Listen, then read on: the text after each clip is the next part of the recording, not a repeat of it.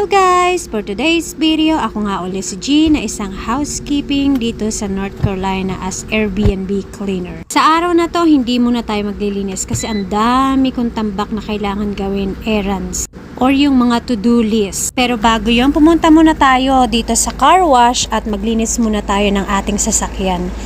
At dito sa mountain, dahil nag-i-snow, madalas salt ang ginagamit nila pang tunaw ng snow sa road. So ang sasakyan mo, kailangan mo talagang linisin at i-car wash. Kasi yung asin, nakakapaglalawang siya ng sasakyan. Para tumagal ang sasakyan mo, kailangan mo talagang i-car wash palagi.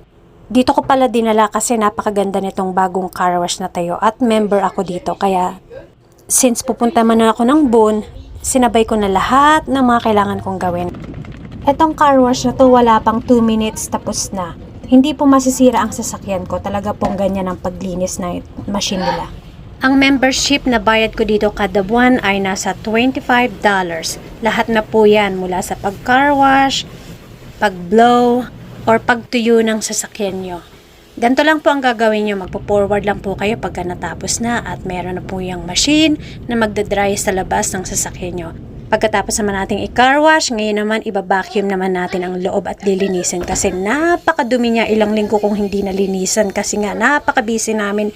Opo, kasama rin po yan sa binayad nyo. Kumbaga parang free na nila yan para sa'yo.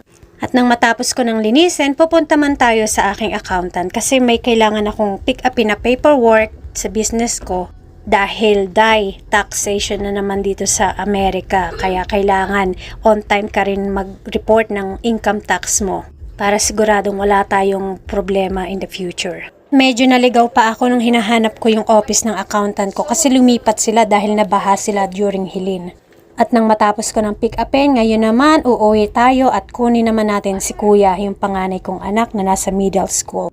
At next year din, yung bunso kong anak, pupunta naman siya ng middle school. Dito rin sa area na ito kung saan ko pinapakita ang video. Maliit lang itong town namin, kaya very focus yung mga teacher sa kada student.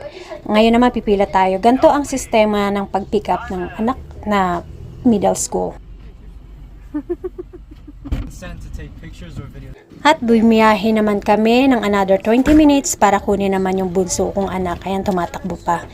At pagkatapos naman ito, grocery naman ang gagawin natin. Kasi dinner namin mamaya, hindi ko alam kung ano lulutuin. Pero nag-request sila na mag-tacos daw kami or burritos. Yung anak ko mahihain sa video, gusto niya picture lang. At ito pala ang mga nabili ko sa grocery. Yung anak kong panganay, lagay ng kung ano-ano habang nakatalikod ako. Parang akala mo mayaman ang nanay. Charot.